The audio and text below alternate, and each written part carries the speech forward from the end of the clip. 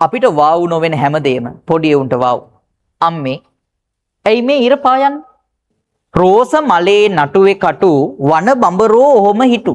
නටුව නොවේ මල සිඹිමි මම ළමයෝ පැණිඋරමි. හරිම සරලයිනි වචන ටික.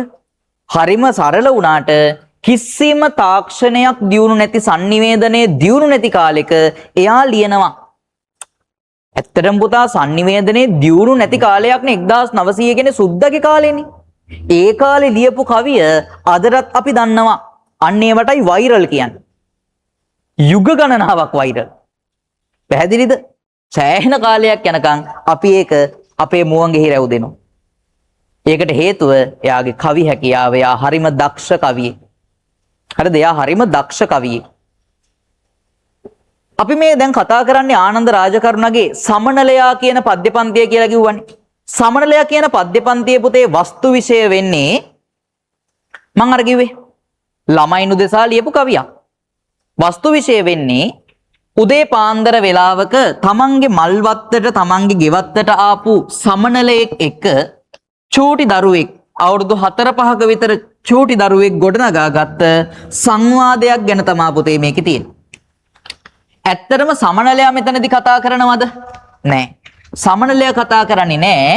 සමනලයාත් එක්ක කතා කරන්නේ කවුරු විතරමයිද? ළමයා විතරමයි.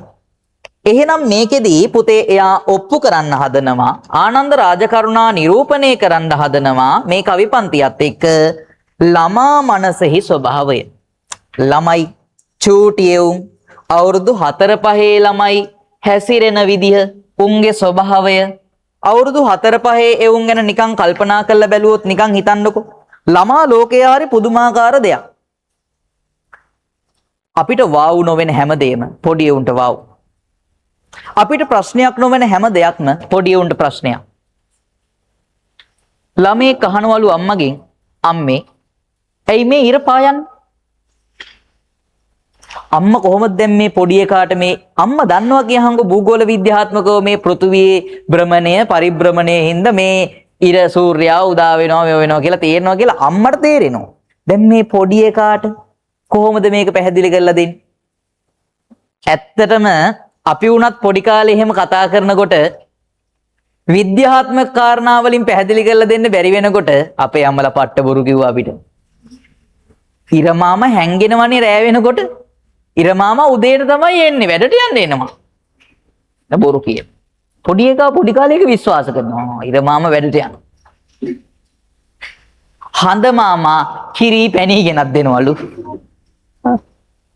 හඳ මාමා කිරි පැණි ගෙනත් දෙනවා කිව්වනේ.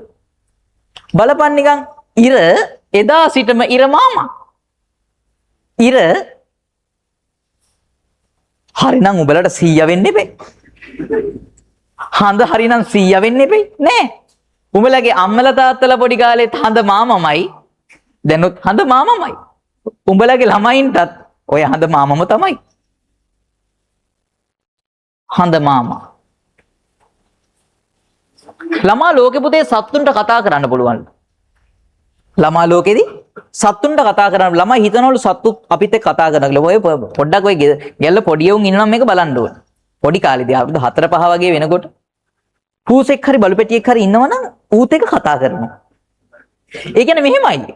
ඌ කතා කරනකොට පූසයි මේ බල්ලයි කතා කරන්නේ නැහැ. ඌම පූසගේ උත්තරේ දෙනවා. ඒ කියන්නේ ඌම බලුපැටියාගේ උත්තරේ දී ගන්නවා. පොඩි එකා අහනවා ප්‍රශ්නයක්. බයියන් කෑවද? ඔයා බයියන් කෑව නේද? ඕ කෑවා. ඌම උත්තරේ දී ගන්නවා. බල්ලත් එක්ක සංවව්. ඔයාලා අනාගතේ දැන් දෙමව්පියෝ වෙන හින්දා මම මේ කියන්නේ. හරිද? ගෙදර ඔයාට ඒ වගේ පොඩි වයසේ ළමයෙක් ඉන්නවා නම් අනිවාර්යෙන් ගෙදරක බලුපැටියෙක් හරි පූස්පැටියෙක් හරි හදන එක මාර වැදගත්. ළමා මනෝවිද්‍යාත්මක ගැන කතා කරද්දී ළමා මනෝවිද්‍යාවේදී ඒක මාර වැදගත්. අති සංවේදී, ඊතා සංවේදී සෑම කෙනෙක්ටම කාරුණික බවක් දක්වන දරුවෙක් බිහි කරන්න නම් පොඩි කාලේ ඉඳලා සත්තුන්ට ආදරය කරන දරුවෙක් බිහි කරන්න.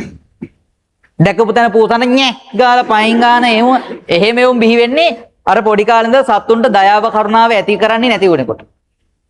පැහැදිලිද? ඔබට මතක තියාගන්න ඈ. ඔව්. එහෙම එවුන් ඉන්නවද නැද්ද? ඉන්නව ඈ.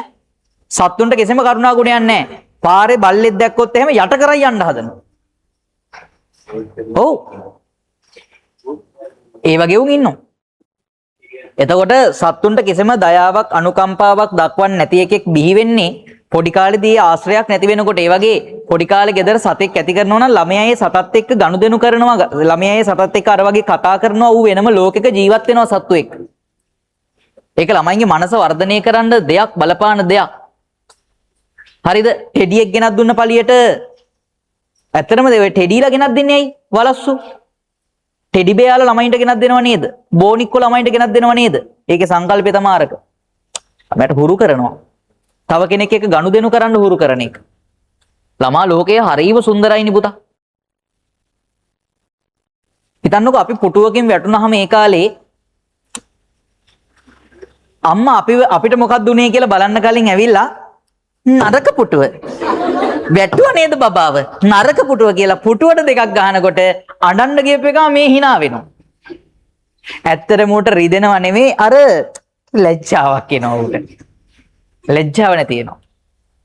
ළමයින්ට පුතේ කිසිම මේව එකක් නෑ උන්ට ඇත්තටම අරමුණක් නෑ.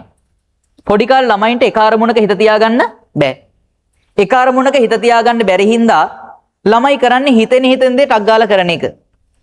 ඔය පොඩි ළමයි ඉන්න ගෙවල් වල හරිය යුද්ධයක් වගේනේ. අම්මා කොණ්ඩේ විදාගෙන කොයි වෙලෙත් කාලි අම්මා වගේ කෑ ගහ ඉන්නේ. ඔය ළමයෝ ඕක කරන්න එපා කියලා ඔර කෑ ගහනවා. ආයෙත් පැත්තට අයියෝ අර කියලා ආයෙ මෙහෙ කෑ ගහනවා. අරු මොකක් හරි අලුගුත් තේරු වැඩක්ම තමයි කරන්නේ. හරිද? ඔව්. පොඩි උන් සද්දයක් නැතුව ඉන්නකොට බලන්න ඕනේ ගිහිල්ලා. මොන්නම හරි අලුගුත් තේරු වැඩක් කරනවා. ඕන් එක්ක හාපික් එක බොනවා. මොකක් හරි කරනවා. හරිද? ඔව්. සම ඔය ගෙවල් බල්ලෝ පොසෙන්නකොටත් ප්‍රවේශංගන කතුරු අරගෙන ගිහින් උන්ගේ බූල් කපනවා. අන්තිමට බල්ලා ඉන්නවා වෙන හෙයා කට් එකක් ගහගෙන. හරිද? ඔව්. කතුරු එහෙම පේන්න තියන්නේ ඔය මේවා මොනවාද මේ ස්විච්? ඔවා තියන් පේන්න තියන්නේ ඇඟිල්ල ගහලා බලනවා මොකද්ද කරා? ඉවරයි. ඇලවිලා ඉන්නේ. පොඩි උන් ඉද්ද දැන් කොච්චර එහෙම වෙනවද පුතේ? ආවරණය කරන්න නැති ලින්ක් තියනවා ගෙවල් වල. ඒවට පයින්නවා පයින්නවා කියලා වැටෙනවා උන් බලනවා බෑ මොකද්ද මේක වෙන්නේ කියලා. ඇයි බං මිනිස්සු අත්දැකීම් වලින් ජීවිතේ දේවල් ළඟා කරගන්නේ. මුන් අත්දැකීම් ගන්න යනවා. පොඩි උන් නෙවෙයිද? පොඩි උන්ට හැමතිස්සෙම හැම දෙයක් පිළිබඳව තියෙන්නේ මොන හලයක්ද? කුතුහලයක්. උන්ට හැම දෙයක් ගැනම කුතුහලයක් තියෙනවා. ඒකයි පොඩි උන්ගේ ගමනක් යන්න අපිරිය වෙන්නේ. හැම එකම අහනවා. ඇයි අර කර එහෙම වෙන්නේ? ඇයි මේක මෙහෙම වෙන්නේ? ඇයි මේක මෙහෙම වෙන්නේ? මොනවද අම්මේ අකුරු જાතියක් මල් පෙතිවල කවුදෝ ලියලා කවුරුද අම්මේ මේවා ලියන්නේ පාට ඉරි හැඩ ගහලා